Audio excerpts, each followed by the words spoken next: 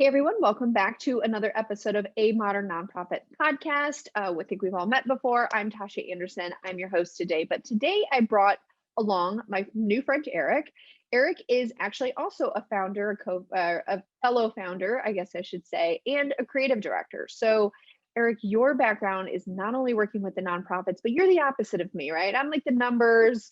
I like to say logic and reasoning part of my brain. But you're the creative one. You help nonprofits build brand, speak their story, speak their impact, and in a meaningful way that I think would benefits anyone that crosses paths with the organization, whether it's donors or program participants, clients, customers, consumers of goods and services, or just anyone that could be an advocate for the mission that they're doing. So, Eric, thank you so much for joining us and having this conversation about how we can use digital platforms, digital marketing, creativity, and really how that could impact fundraising and brand awareness. So, Eric, thank you so much for being here with us today. Yeah, thank you. I'm really excited to have the conversation. Cool. So I know, Eric, when I was reading your bio and reading a lot about what you do over at Cosmic. So you call Cosmic a social impact creative agency. I'm going to throw you a wild card right out of the gate because I know we didn't talk about this. But tell me, kind of in your words, what does that mean by social impact? I've heard that word a lot. So for those that are kind of new to the nonprofit space, that is a word that I'm hearing more and more. How would you kind of define a social impact organizations, which is the type of organizations you tend to work with? Totally. So I think nonprofits almost by definition fit within that broader category of social impact organizations. To us, a social impact organization is an organization that was formed to create some kind of positive change in the world. And hopefully all nonprofits are formed for that reason. I think most of them certainly are. But what we're seeing in the space, and it's been a trend that's been, I think crystallizing a bit in the last few years, is that there's a lot more market-based organizations who are stepping into the space, to like social enterprises, for example, B Corps. So when we describe who we work with, we don't necessarily want to limit it just to organizations that are 501c3s or C4s. Although a lot of our clients are 501c3s or C4s, because there's so much innovation happening in the space around businesses who are formed to do good in an authentic way. There's also, funders and philanthropists. So we like the term social impact because it seems to best describe those organizations who have an authentic commitment to social progress, and it's core to their founding, it's core to their DNA as an organization. Love that. Well, it's funny because I work with tons of nonprofits, and a lot of people think that that's almost a specific niche, and it's a very defined niche. And for those of us that work within the nonprofit industry, and not just for one nonprofit, but like the firm that I run, nonprofit is very, very broad. It's really a tax designation and not really a niche, but I'll leave that for a different conversation. So tell me, I think one of the biggest conversations that I hear around nonprofit management and the success of a nonprofit is tied to its funding. So why do you think so many of these organizations struggle to, find, grow, and then more importantly, I think maintain funding? Why is that such a problem in your experience? It's tough. I think it's kind of almost like a catch-22 sort of situation where you need funding to get funding. And it's really hard to kind of break through that catch-22. So a lot of nonprofits just kind of across the board, and social impact organizations generally, but especially nonprofits, they're just kind of under-resourced. They just don't have enough funding to do the work to the extent or to the quality or to the degree that they want to be able to do. They're not able to staff up to the extent they want to. They're not able to scale their impact to the extent they want to because they're under-resourced. And so they find themselves in this kind of starvation cycle where, because they're under-resourced, they're not making as much of an impact as they want. They're not able to attract and retain the right amount of talent. They're not able to invest to the right degree across the organization. And so it's this kind of self-fulfilling downward spiral that can be really hard to break out of. Some of this comes down to even just the funding structure of a lot of these organizations are funded by grants. Grants sometimes are restricted to particular programs. They don't cover the cost of overhead or infrastructure. And so, things inevitably end up getting piecemealed. A lot of folks within these organizations have 2 or 3 jobs. They're not able to do any of them as well as they'd be able to if they could just focus on one thing. And at some level, I do think it becomes a mindset that is almost like an abusive relationship where you're just like, that's just the way it is in the nonprofit world. And there is no other way. Mhm. And people just kind of accept it. And, I don't mean at all to put this on the nonprofits because they have a pretty tough hand of cards being dealt to them. It's not easy to break out of this cycle. And there is some systemic, institutional, almost like sector-based changes that need to be made around just as a society choosing to invest in these social causes and at the right level, and getting kind of government and politicians and even like the general population and culture on board with that. But breaking out is really difficult. So I want to just kind of have empathy for leaders in this space, for employees and staff in this space. And I don't mean it at all in a negative way, but I do think that sometimes people just accept that that's the way it is and there's no way around it. And we've seen, a lot of examples of firms and organizations in this space who have found a way to break out of that. And oftentimes it comes through really solid branding and marketing and communications. And I think what happens is that a lot of times these organizations get so hyper focused on the impact and on the day-to-day work, and they're just not structured, or they don't have the right expertise to do the brand work, the communications work that's so critical, especially in today's ecosystem, to break through, that they just get kind of stuck. So that's kind of what we see from our side of the table. Well, it's funny we're having this conversation, Eric, because I think obviously the topic of conversations around nonprofits, and obviously the podcast is around nonprofits. But one of the things I do, and I wonder if you do this too, we are individuals that have committed our careers to working with nonprofits. I've worked for a nonprofit as a CFO. I've audited nonprofit. I've worked in this space for 15 years, whether it's working on the outside consulting or helping, or on the inside as an employee and having to make these difficult decisions. And now I'm in a little bit of a different perspective because I am a for-profit entrepreneur, right? Working with nonprofit organizations. And you definitely get to see firsthand how I operated as a nonprofit CFO. And frankly, I'm the CFO and the CEO of my own business, right? And so looking at the different decisions I make, looking at the different focus that I make. And you said something that I was kind of, interestingly enough, as I was driving to work today, I was kind of pondering like what really is some of the key differences between nonprofit and for-profit. And it really kind of boils down to how you approach your business. And I don't know if you would agree or disagree with this, but in the nonprofit world, we're very focused. You use the word starvation, and I also think of the word scarcity mindset.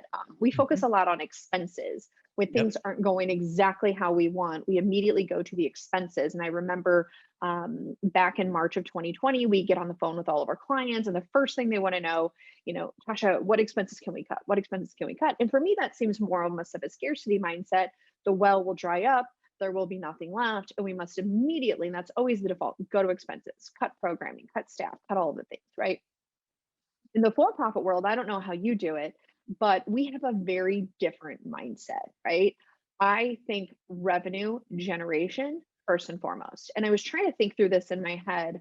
How can nonprofits do that? Because on one hand, you hear don't chase the dollars, right? But how can you create a funding structure, which I think that the rest of this conversation is going to dovetail nicely into that.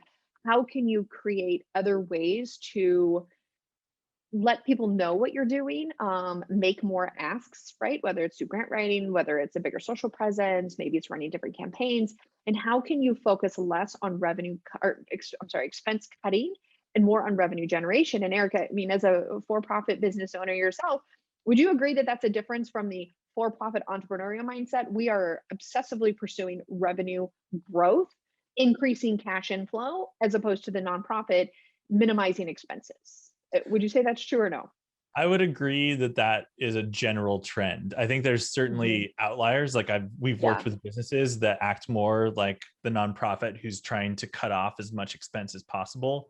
And we've worked with nonprofits who are extremely innovative and forward thinking and way more focused on bringing in more money and expanding their community versus, the cost of doing business. So Yeah. I do agree that it's a general trend. And I think it again comes back to this scarcity mindset, this starvation cycle.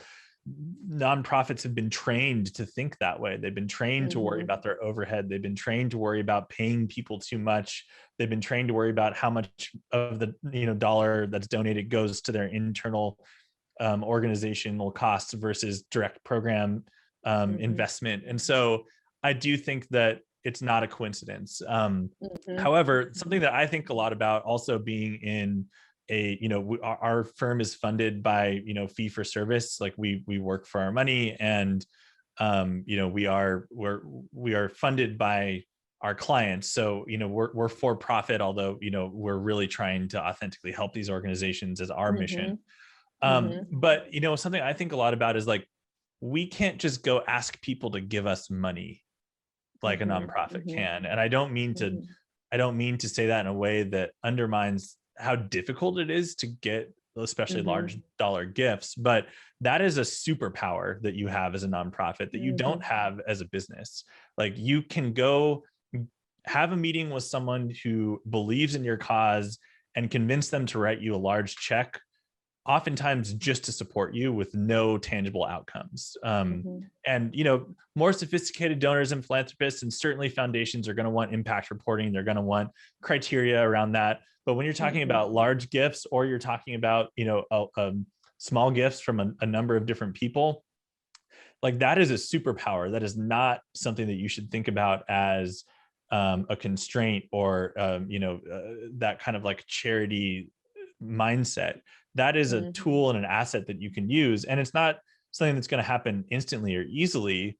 But if you start to just have that mindset shift of like, we can just get people to give us money who believe in what we're doing, and just like thinking about it that way, and getting creative around like, well, how can we break through and get those people's attention? How can we convince them that we're worth it? How can we convince them that we have the potential to make an impact, or that we've already made a huge impact and it's worth expanding on that? That's a big mindset shift that we've seen really help people kind of break through that cycle. Oh, I like that. So speaking of, asking people for money being a superpower, how do you think the future of fundraising is going to look like for nonprofit organizations? So I think I'll answer this in kind of a funny way, because my answer is actually going to be around kind of like best practices for today that a number of nonprofits are already doing, but not the majority at all. And then there's like what happens next, which is just kind of a prediction, right? No one can actually predict the future. But some of the attributes that I think characterize a modern approach to fundraising are things like digital first, authentic, community-based, and relevant. And like, these are some of the things that I think about when I think about what the future and best class fundraising looks like. Digital first, because that is the channel that majority of us are communicating through these days, even if we're also doing in-person stuff. And the pandemic has had a huge transformation on this, but even pre-pandemic and post-pandemic, whenever that is, or whatever that looks like, digital is going to be key and continue to be key to nurturing and engaging your community. And so building a very strong digital footprint, digital infrastructure, and digital culture within your organization is like not negotiable even remotely anymore. It hasn't been for quite a while, but anyone who isn't prioritizing this as a key effort within the organization is falling behind, and is already fallen behind. So that's a huge one. I think the other one, the second term that I spoke to, authentic, is something that's becoming more and more important, especially as more organizations are moving into digital fundraising and digital communications. We're in this extremely noisy space where our inboxes and our social feeds are overflowing, and the people who are cutting through and breaking through are the ones that are doing things in a very authentic way, where they have the long view, where they're interested in creating strong communities and relationships, and not just looking at tactics or short-term gains, but actually having a strong vision and mission and niche and purpose, and sticking to that, and making sure that everything flows upward to that or flows outward from that. And that's what builds a really strong and consistent and authentic brand. And so I think that's a really important thing to think about as you're doing communications work in this space or in any space. Is this authentic? Is this relevant to who we are as an organization? Community-based, I think the way that I think about that is that when you're a social impact organization, ultimately what you're trying to do is you're trying to convince a number of different people, even if it's a small group of influencers or a much larger grassroots kind of movement, that there's a better version of the future and they should get on board with helping you to create it. And that's essentially creating a community. And a community needs to be a two-way, equal dialogue kind of space. It's not a top-down, one-way directional thing. When you create a community, it's about having some structure and some vision, but inviting people in and asking them how they can help and giving them opportunities to help, and doing that in a way that leverages each individual's unique strengths and not forcing them into one particular silo or framework. And so if you think about, even if you don't consider yourself to be a community-based organization or a grassroots focused organization, what is the community that you're building and how do you curate that? And how can you invite more of the right people who share your vision into your community? That's a really good way to think about that. And from there, that can have a really good impact and guiding approach to how you do your communications and how you do everything that you might do digitally.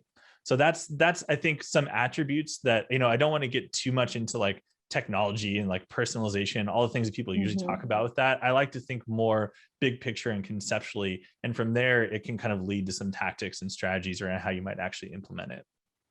Well, it's interesting, a little known fact about me, although I'm an accountant and I've got the CPA behind my name, but I'm kind of a marketing junkie and I always have been. And I've always paid attention to nonprofits that do marketing and branding really, really well. And now being ultimately responsible for my own marketing, like CPA turned, marketing expert, and in this modern world, any business I would go to say, because again, I run a for-profit, and I feel like I collectively help run, I think we've got 89 nonprofits now that we work with. And so it's so interesting. I'm always like comparing and contrasting. And it's really interesting to me how no business is immune to this idea of future revenue generation, whether it's for-profit or nonprofit, and having an online presence. And some of the lessons I've learned through this process of determining what makes it good versus great. So it's really interesting, which I think, at least in my experience, many of my nonprofits definitely don't invest in their digital presence, whether strategy or on platforms. Can you talk to me a little bit more about that, what you've seen? Like, why should social impact organizations really be investing in the digital strategy and not just their, and of course I've seen, because I get them in the mail too, their annual reports or their snail mail newsletters, which are great. And of course, I always pick them up because I like marketing and I'm looking at them and really impressed. But talk to us a little bit more specifically about digital work. So I think there's a lot of different concepts here, but one that I think is often overlooked is really just about credibility. And I don't think people realize how much your digital presence either helps or hurts your credibility as an organization. And it's not even the kind of thing that people consciously assess, but as humans, we're constantly subconsciously assessing the worth or the value or the legitimacy of anything that gets put in front of us. So to just kind of like walk through a scenario, if a friend mentions a particular nonprofit to you in a conversation, or they forward you an email, like, what's the first thing you're going to do? You're going to go to their website to learn more about them. And if you show up to that website and it looks like something that someone's cousin put together, or something that was just kind of like piecemealed across a few different staff, instantly you're going to be kind of like confused, underwhelmed, like unengaged. And that's like even more consciously, but subconsciously you're going to think, well, if their digital presence is this hodgepodgey and messy, is their impact even worthwhile? Like, are they like this in other elements of their organization? Are they also messy in terms of like how they're doing their research, right? So all of that calculation is kind of happening behind the scenes. And that's just going to make anyone less likely to engage with your organization seriously, whether they're a potential donor, whether they're a potential partner organization, whether they're a potential staff member who's, considering working for you. So that the credibility piece is something that I think is quite obvious when you start to talk about it, but is often undervalued and overlooked. And so that's a huge part of the digital presence, having a strong brand, having strong communication strategy, because that's often, if not the first touch point, one of the key touch points that people are and supporters of your community are going to have with your organization. So that's a big piece of it. The other big piece of it is that because we've been trained and we've found ourselves in this kind of very digital culture, a lot of actual progress and impact happens through these digital channels. So we look at the digital footprint and the kind of main digital hub or the website for an organization to be more than just a brochure site, more than just something that tells the story of the organization. We see it as a hub or a conduit of actually creating change in the real world. And so that what that change is and what that looks like is going to depend drastically depending on the type of organization that you are. If you're an advocacy focused organization doing grassroots work, your website is the hub of all of that work happening. It's where people are going to, sign petitions, to write to, representatives, to, donate, to become members, to show up to events, live events or virtual events. So it is this kind of conduit of all of that real world work that's happening as well. And so that's another big shift that I think a lot of nonprofits think about. Oh yeah, we need a website so that people can go on there and learn about who we are and what we can do. And certainly that's part of what the website should do, but that's by far the less important part. The more important part is how can the website be a front door into this broader community that we're creating that invites people in to participate in whatever way it makes sense for them to participate, whether they're a donor, a partner, an employee, someone who's trying to become informed around this issue, whatever it is. And how can we use that as a tool to get people activated, informed, and involved in actually making change? I think that's really powerful. I think about websites now and digital presence, and I say this sometimes a little flippant, but I think it's really true. I was reading a book many, many years ago, Tim Ferriss, like the 4 Hour Work Week or 5 Hour Work, I can't remember off the top of my head, but anyway, it's the first time I ever listened to this phenomenon. And it was several years ago, frankly, when I started my own business. And one of the key takeaways I took away from his business, he created this entire like manufacturing company, I think without any actual employees, with a couple virtual assistants and a website. And I took away from that you can become anybody you want to be, and still be taken have credibility, as you had mentioned, in a digital space, in a much different place than if you were trying to sell something before and you had to go to trade shows and you had to have like pretty brochures and you had to have a whole team of sales people, or even in the nonprofit world, in order to be taken seriously for asks for pretty significant dollars or whatever, or the appearance or the communication or all of the things, like you said, to host big events. Now all can be done virtually, right? Yep. You may have had to have truly a big footprint. You may have to have a big team, or you may have to have a big brick and mortar space. It's so much easier now to have a big presence, to build credibility, and to have a bigger reach. I have a client who is a local arts festival. It's performances, so it's performing arts. They do this big festival. It's always been local. This past year, thanks to COVID, it's now on a national landscape. It was picked up by national publications. It now can be streamed from anywhere in the country, in the world, frankly. And they had ticket sales from all over the world, right? Yep. And so all through their website. And really that website is a gateway to becoming really whoever you want to be. And you talked earlier about community, an online presence. In my mind, the way I think about it, you've now just expanded your community to really with no boundaries, if that's what makes sense for your organization. Yeah, absolutely. That's one of the biggest silver linings we've seen through the pandemic in our work, is that these perceived geographical barriers, which didn't actually exist before the pandemic, they're starting to be kind of broken down. And as nonprofits have been forced to, or activated to become more creative around how they can break outside of their region, we've seen a lot of interesting examples of that as well. And I do think there's been kind of a collective cultural shift around being willing to do things virtually that maybe before we wouldn't have tried to, but it's really kind of part of a just a digital acceleration that was already underway that just, COVID just put fuel on the fire. And so I don't think that's going away. I don't think as things get back to normal, whatever that ends up looking like, that we're just going to go back to, how it was before.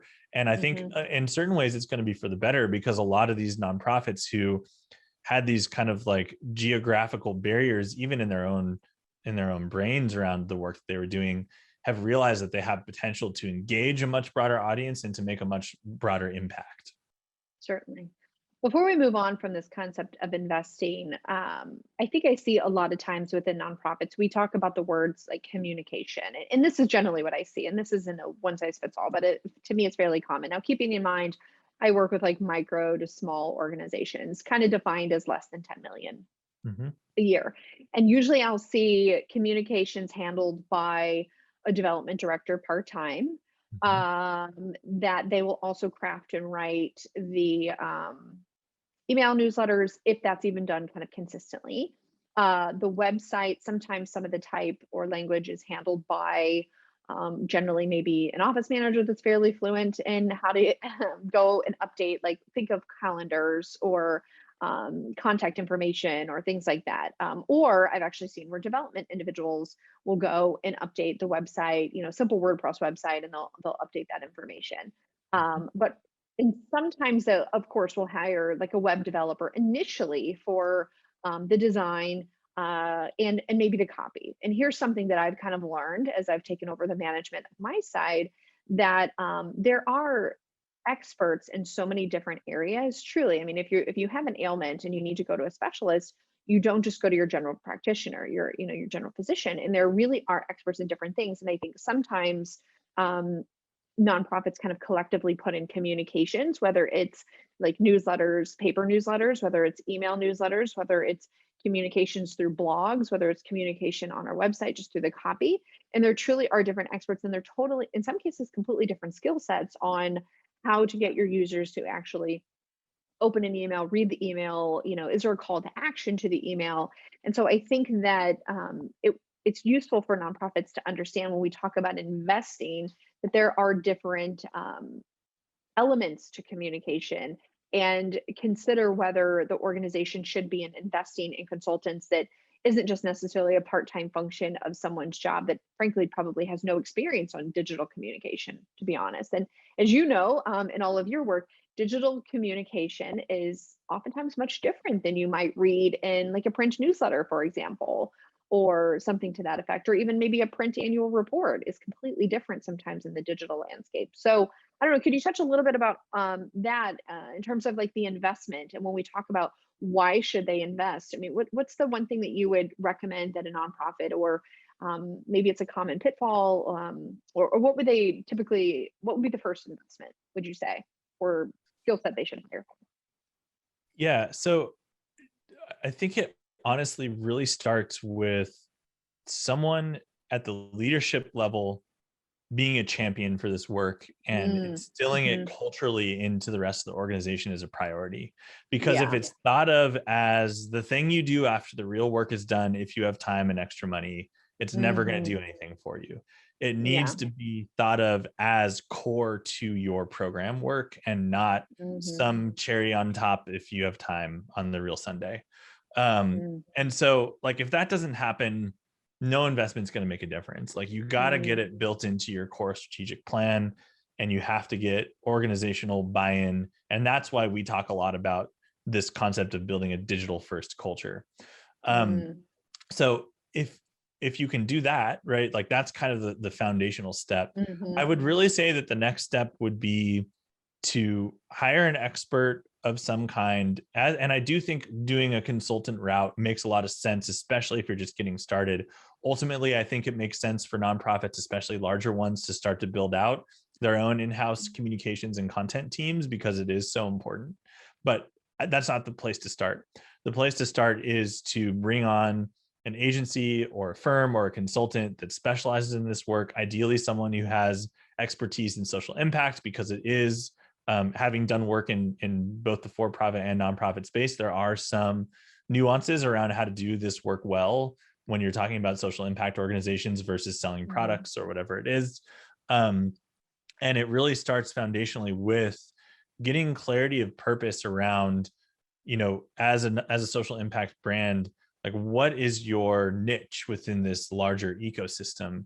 Mm, Oftentimes what we see is that, nonprofits will have a mission, they'll have a vision, they'll even have some kind of theory of change, but as they start to see all of the systems that work together to create these issues, there's this potential for mission creep to happen where it's like, oh, we started off doing this, and then we saw that this part was also important too, so we started doing that mhm, too, and then we got some funding for this program, but the grant was structured in a way that we needed to like build this team for that, and then it starts to just become this kind of like duct taped like flying contraption that loses a little bit of its core focus as an organization. So we spend a lot of mhm, time when we're working with our client partners thinking about like what is it that you really can own, that you're the best in the mhm, world at, that you mhm, have unique strengths as an organization doing this part, and really trying to keep the focus of the organization on that message.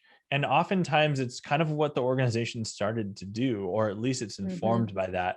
Maybe the method or the model or the workflows change, but the vision and the mission and kind of the core purpose and the core expertise usually comes from the founding team or some kind of unique circumstance. And so really trying to stay true to that purpose is core. And it sounds funny because you think about nonprofits being very mission driven, than they are, but oftentimes that mission can kind of meander or it can increase in scope, and then it starts to just get a little bit muddy.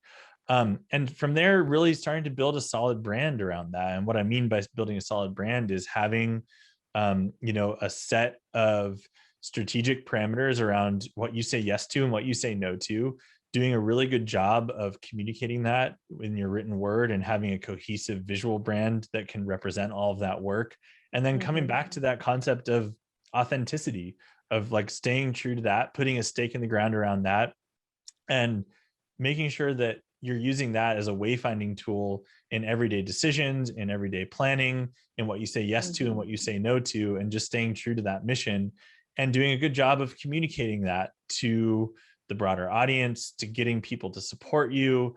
And when you focus on that, and it's not easy to do, that's really the foundation of all of this work. From there, it trickles out to all of the things that you might expect: building out your strong digital presence, making sure your website is not just a brochure site, but actually a hub that you can use to engage your community, getting solid with your communications through email, through paid advertising, through social media, all of that kind of stuff. But if you don't get that core niche mhm. dialed in right and you don't stay true to that, you're just going in a bunch of different directions. So in terms of the investment side of it, how do you justify the investment? I think again, it really just kind of comes back to, you have to get someone at the leadership level to believe in the work and to understand the importance of it and to give it the right level of investment and to build on that investment over time.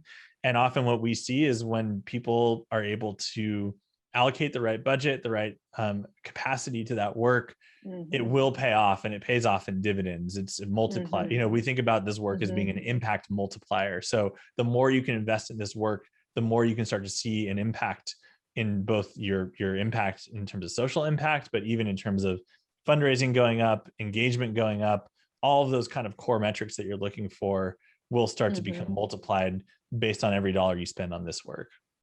I absolutely love that comment you made that costs $0. And that's just a commitment from someone at the leadership to understand and to Yep. respect the power of digital strategy. Yep. I tell my team often, like I said, I'm kind of a wannabe marketer, but I just felt like I don't know, am I ever going to get a job in marketing? Am I going to be able to live and survive and pay my bills on marketing? And then of course I did the much more practical route of accounting. But now I get to combine both. Like I understand the numbers, but I also appreciate and respect marketing because I tell my team oftentimes we could be the best accounting firm out there in the world. But if nobody has heard of us or can't find us online, what does it matter if they Doesn't can't matter. find us? Yep. Exactly. Um, and it's really important to, I think, basically any business. I mean, right? Think about it. The restaurants on Yelp, to the hair salons, to even parks, to and anything, right? I mean, everybody goes to their phones, right? They go to their phones and say, what is the best? Or, where do I find this? And that's all built slow and steady over time. It's not something you can turn on overnight and say, hey, I want to be found. Doesn't quite work that way. There's a perfect formula around that. Yeah, the So, other thing, oh, I'm sorry. I was just mhm, going to say the other thing I think is really important, especially around the investment side, is that it's kind of funny because you started this conversation with nonprofits being really cost sensitive and like expense sensitive. mhm, But one of the main costs that they often don't calculate there is the opportunity cost of not doing this mhm, work. Like if you're mhm. getting 1,000 donors, in this quarter, that's great. But like, could you be getting 3,000 if you were doing this work instead? Right. And so, you can't just look at only your actual accounting expenses around like hard cash out the door. You have to, again, and you can think about it as revenue generation, I guess, in that realm, but it's Mhm. also like, what are the opportunity costs of not doing this work and not investing in it and having it be core to your organization?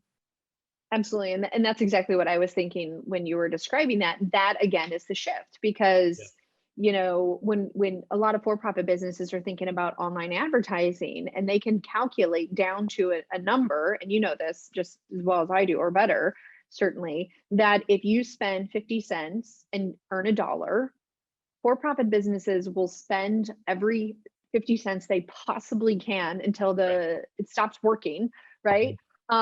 And that's where it's a little bit different. And I know that's not completely easily transferable. We'll get into ratios and overhead charges and fees and percentages and things like that here in a little bit. But I certainly think that's a difference, or at least that's what I've come to learn. Because when I used to be a CFO of a nonprofit, I would have like balked it. Like, you want to spend how much money like on advertising, losing sight of, and this is where I've had a shift in my mindset, losing sight of, like you said, the opportunity cost that could come from growing that space. And like you said, going from 1,000 to 3,000 donors. And that really comes from, seeing that vision at the leadership level. Yeah, So we exactly. talked a little bit about brand, because before you just dive into a digital platform and you just start throwing a bunch of stuff out there, you have to have a brand, right? You have to have some sort of identity.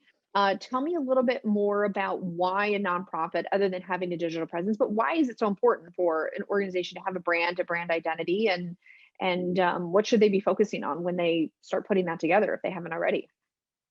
Yeah, what we've seen is that this is becoming a little bit more digestible within the space, but for a long time, this concept of a nonprofit, like having a brand or being a brand, would feel maybe sort of uncomfortable. Even like the word brand and even the word Mm-hmm. marketing kind of felt Mm-hmm. like icky, or almost like, oh, that's what businesses do who are trying to sell things for a profit.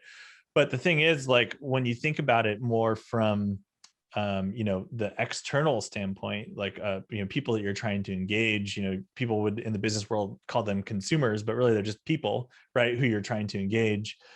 They don't Mm-hmm. look at you differently than Netflix or Apple or Nike in terms of how they want to be able to learn about you as an organization and interact with you. And Mm-hmm. sometimes people think of a brand as being like a logo and some colors. And Mm-hmm. that is not a brand. That is part of a brand. But having a solid brand really does start with, again, that clear purpose, that clear niche that you're going to own, kind of the reputation around the work that you've done and how you've acted and the decisions that you've made and the pieces of communication that you've put out as an organization, the Mm-hmm. promise that you've made to your community and whether or not you've fulfilled that promise, the impact that you've made, all of that gets kind of wrapped up into this brand. And so the brand is really just a symbol for what you've done in the real world and what you promised to do in the real world moving forward, and how authentic you are in doing that. And so a lot of it comes down to what you say, how you say it, what you put out. And then on the visual side, yes, like, do you have a clear, consistent visual identity that looks the same across every channel and platform, so that if I see a post from you on social media or I see an advertisement for you, I know that it's your organization, even if I take the logo off. And, this is something that corporations have become extremely savvy at doing, and nonprofits need to start to think in that way, at least understanding they're not going to have the same marketing budgets as Nike and Apple, but at Mm-hmm. least, again, that mindset shift of thinking of themselves as a brand and acting as if they were a brand, because they are. So that's kind of a big part of it. And then I think in terms of like, why should they concern themselves with managing that brand and like making sure that it's consistent and cohesive and that it's authentic? I think it really, again, kind of just comes back to being thought of and perceived as credible, as relevant, as modern, as kind of tapped into modern culture. Because I think there is kind of a sense, and I don't think it's accurate always, but I do think there's some reasons why this perception is out there, that nonprofits are kind of dusty, they're kind of scrappy, they're kind of, behind the times. They're always a few steps behind, what's happening in the business and private sector compared to everyone else. And, I think that's true in certain regards, generally speaking, but I think there's a lot of really savvy organizations out there that are competing and playing and acting just as in an innovative way as Nike and Apple out there too. And so my hope is that more and more of these organizations can start to embrace that and think that way, because that's going to be not the only way, but a very key way that they're going to be actually able to make a much larger impact and start to make progress on some of the issues that they're working towards. Yeah, absolutely. So last thing, we kind of hinted on this throughout the conversation, but I definitely don't want to leave this conversation without talking about it. So one of, I think, the biggest hesitations, at least from the accounting person that's looking at the numbers and calculating numbers and crunching numbers, there are very significant percentages or ratios that people in the nonprofit space concern themselves with. Mostly because charity watchdogs concern themselves with those ratios. And what we're talking about is this overhead percentage, right? And we've seen the TED Talks and we've seen the blog posts and we've seen the outrage of like, you spend so much money on advertising to earn a dollar, or this concept of like fundraising efficiency, and why that's a big issue, that people are spending too much money on advertising to generate the dollar. Then on the other side, it's like, well, we wouldn't have had the dollar had we not spent the money. So there's a lot of different conversations going on around this overhead percentage, which I think really is one of the big decisions for which nonprofit leaders have decided not to pursue building a brand identity, investing more money in digital strategy, because it isn't a slam dunk. It's uncharted territory for them. And if we put a bunch of money into this and we don't see a big return on our investment, because as you know, sometimes advertising in the for-profit world could be as high as 40%. Right? Yeah. But 40 cents for every dollar you earn. And that would be above the threshold for which a lot of charity watchdogs, they would balk at that, right? Yep. So really, I think that's what a lot of people are thinking, well, we can't invest in this because it'll throw our percentages off. In your opinion, why do you think that this whole overhead percentage is the wrong metric for, assessing social impact effectiveness? I mean, I think we all have our own opinions about this, but I'd be interested to hear yours. Yeah, I've had this conversation so many times at this point, and I have kind of two simple answers. The first is that overhead percentage is completely irrelevant to impact effectiveness. Like, if you take two organizations who are doing the same work in the same niche, just to like for illustrative purposes, and one organization has a squeaky clean 10% overhead percentage, right? 90% of all funds going in go directly to program work, and those people have, let's say the issue is around food scarcity, right? And they've made 500 families who struggle with food scarcity or food security issues no longer struggle. That looks really great on paper, right? Now you take organization B, their overhead percentage is, let's say 65%, right? So like only 65% of their revenue goes directly to program.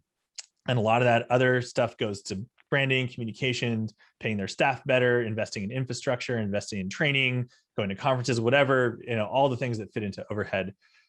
That on paper starts to look kind of bad. Well, that's not very good in terms of their overhead percentage. But that organization has, because they've been able to grow a lot more fundraising and kind of invest in their team and like retain talent and like have less turnover, they've actually been able to create that same change, but for 2,000 families instead of 500.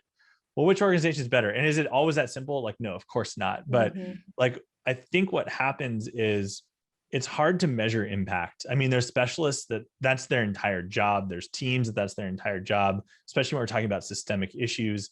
And how you measure, are you measuring the right things? Like sometimes it can be difficult to gather that data. It can be hard to assess it or to interpret it. So because it's so hard, it's a lot easier to measure overhead percentage and say, see, like 90% of our income goes to program work, so we're doing a really good job.